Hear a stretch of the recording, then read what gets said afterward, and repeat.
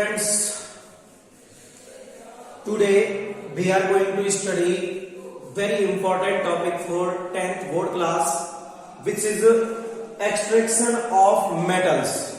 जो हमारा third chapter है मेटल्स एंड नॉन मेटल्स, उसका एक बहुत ही इंपॉर्टेंट जो टॉपिक आता है वो होता है बेटा एक्सट्रैक्शन ऑफ मेटल्स, जिसमें से मोस्टली क्वेश्चन पूछे जाते हैं बोर्ड एग्जाम्स में। एक्सट्रैक्शन ऑफ मेटल्स यानी मेटल्स को नेचर में से हम किस तरीके से एक्सट्रैक्ट करते हैं और नेचर में से किस तरीके से उसको सेपरेट करके प्योर मेटल को ऑब्टेन किया जाता है, उसे अपन कहते हैं बेटा एक्सट्रैक्शन।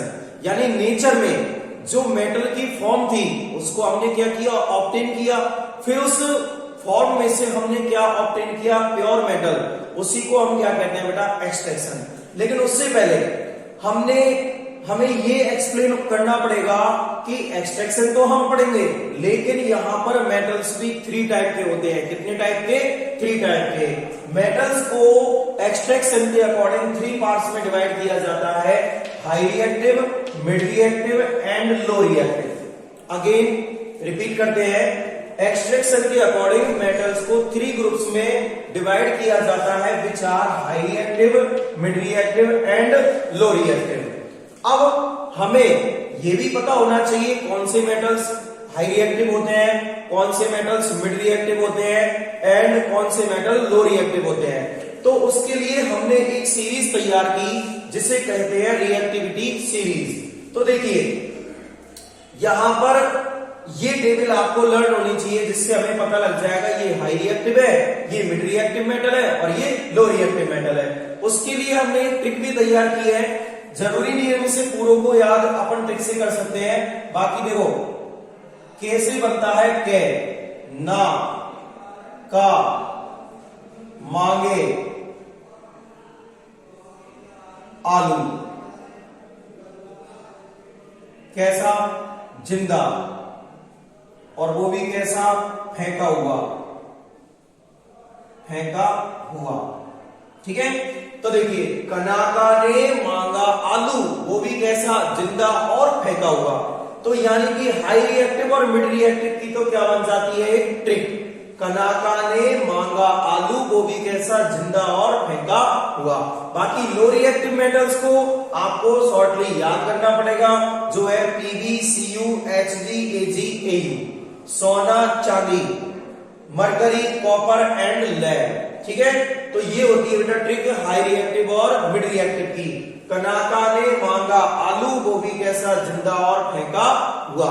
तो इस तरीके से हमारे मेटल्स डिवाइड होते हैं high reactive, mid reactive and low reactive में। ठीक है, अब हमें क्या करना है, एक्सट्रैक्शन पढ़ना है सेपरेट करके, हाई रिएक्टिव का, मिड रिएक्टिव और लो रिएक्टिव।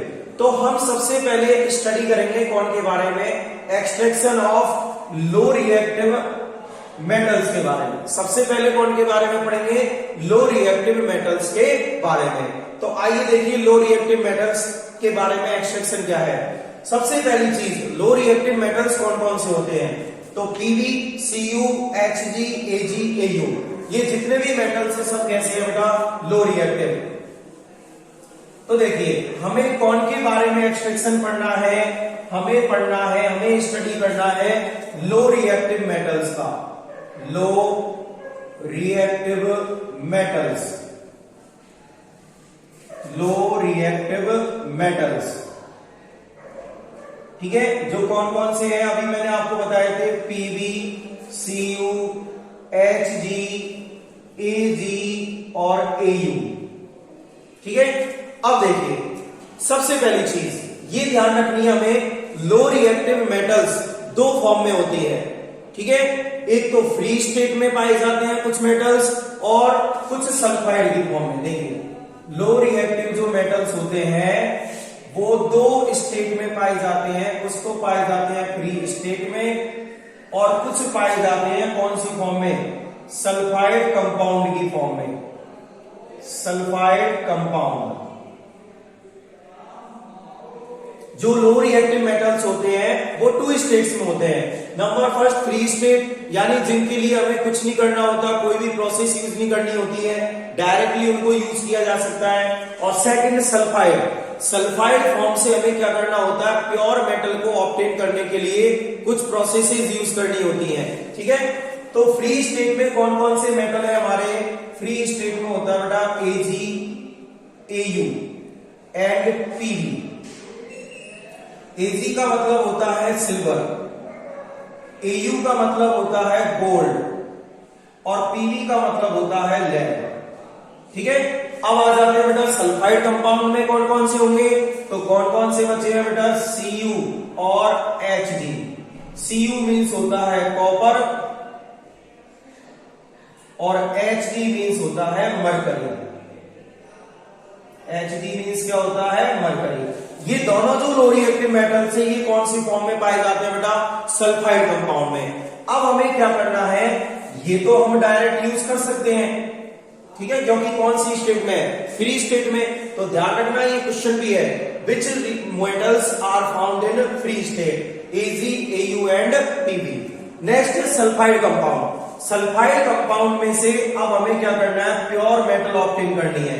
तो बेटा सल्फाइड कंपाउंड में से प्योर मेटल के लिए सबसे पहली जो प्रोसेस की जाती है उसे कहते हैं अपन रोस्टिंग।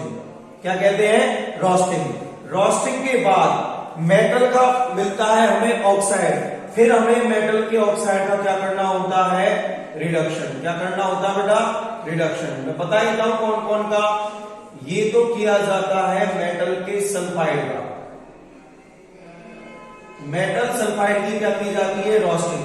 उसके बाद मेटल का ऑक्साइड ऑब्टेन होता है, तो मेटल ऑक्साइड का क्या कर देते हैं हम, रिडक्शन।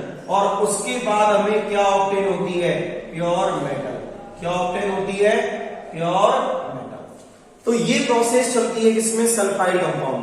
सल्फाइड कंपाउंड जैसे कि कॉपर का सल्फाइड कंपाउंड क्या होता है, Cu2s, ये होता है कॉपर की सल्फाइड फॉर्म। Hg मरकरी की सल्फाइड फॉर्म पूछे तो मरकरी की सल्फाइड फॉर्म होती है HgS। हमें क्या करना है, नेचर में कॉपर इस फॉर्म में पाया जाता है, इसी तरीके से मरकरी नेचर में इस फॉर्म में पाई जाती है। हमें इनमें से क्या सेपरेट करना है, कॉपर, और इसमें से क्या सेपरेट करना है, Hg। तो देखिए कैसे सेपरेट करते हैं, किस तरीके से ऑब्टेन करते हैं, वो हम आगे पढ़ेंगे। सबसे पहले सल्फाइड कंपाउंड की क्या करेंगे, रोस्टिंग, उसके बाद उसका क्या करेंगे, रिडक्शन। तो देखिए बेटा किस तरीके से किया जाता है। देखिए जैसे मैंने एक एग्जांपल लिया, HgS, it means mercury sulphide, mercury sulphide. और इसका एक अनादर नेम भी होता है जिसे कहा जाता है सिनेबार। HgS का जो सेकेंड नेम होता है, अनादर नेम होता है, क्या होता है बेटा, सिनेबार। इसे सिनेबार भी कहा जाता है। अब हमारे पास मरकरी कौन सी फॉर्म में है, सल्फाइड की फॉर्म में, और हमें इसे इसमें से क्या ऑब्टेन करना है, प्योर मरकरी। तो अभी मैंने बताया था मरकरी सल्फाइड की सबसे पहले क्या की जाएगी, रोस्टिंग। क्या की जाएगी, रोस्टिंग, ठीक है।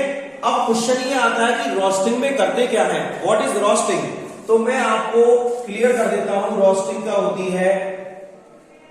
रोस्टिंग का मतलब होता है heating of metal sulphide, metal sulphide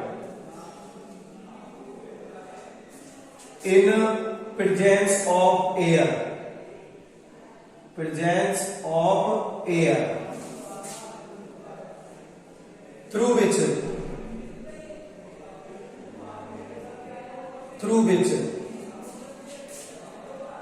metal oxide is obtained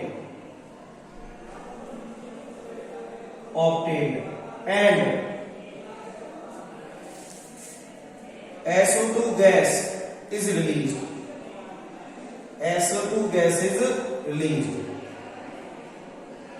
ठीक है बेटा।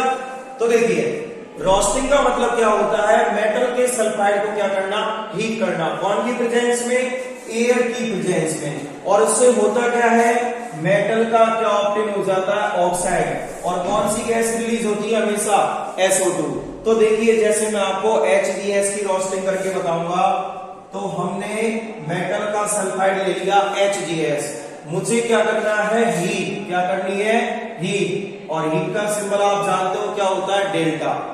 कौन की प्रेजेंस में, एयर की प्रेजेंस में, एयर के लिए क्या लिखा जाता है O2। तो मैंने क्या किया, मेटल का सल्फाइड लिया, उसको एयर की प्रेजेंस में क्या करवा दी, हीटिंग। अब देखिए हीटिंग के बाद क्या बनेगा, मेटल का ऑक्साइड। तो बेटा मेटल कौन सी है Hg, उसका ऑक्साइड क्या होगा HgO। ये हमारे पास क्या बन गया, मेटल का ऑक्साइड। यहां हम लिख देते हैं क्या बन गया हमारे पास, मेटल का ऑक्साइड। प्लस मेटल ऑक्साइड के बाद हमने कहा था रोस्टिंग में कौन सी गैस रिलीज होती है, SO2। तो यहां पर हम क्या करेंगे, SO2 गैस को रिलीज कर देंगे। तो अब ये बताइए हमारे पास जो मेटल सल्फाइड था उसका क्या हुआ, वो मेटल के ऑक्साइड में कन्वर्ट हो गया। किस चीज में, मेटल के ऑक्साइड में। ठीक है, उसके बाद रोस्टिंग के बाद मैंने आपसे कहा था प्योर ऑब्टेन करने के लिए हमें इसका क्या करना पड़ेगा, रिडक्शन। क्या करना पड़ेगा, रिडक्शन। किसका, मेटल ऑक्साइड का। रिडक्शन में क्या किया जाता है मैं आपको बता देता हूं, हीटिंग ऑफ मेटल ऑक्साइड। क्या किया जाता है, हीटिंग ऑफ मेटल ऑक्साइड। तो रिडक्शन प्रोसेस में क्या करेंगे हम, मेटल के ऑक्साइड की क्या कर देंगे, हीटिंग। अब देखिए हमारे पास मेटल का ऑक्साइड क्या था, HgO, और इसको हमने क्या कर दिया, हीट कर दिया। ठीक है, तो देखिए यहां पर क्या बनेगा, हमारे पास मरकरी अलग से आ जाएगी सेपरेट होके, और गैस कौन सी निकलेगी यहां पर, ऑक्सीजन। ठीक है, अब बेटा इसे बैलेंस कर लीजिए, Hg यहां पर 1 और इधर भी 1।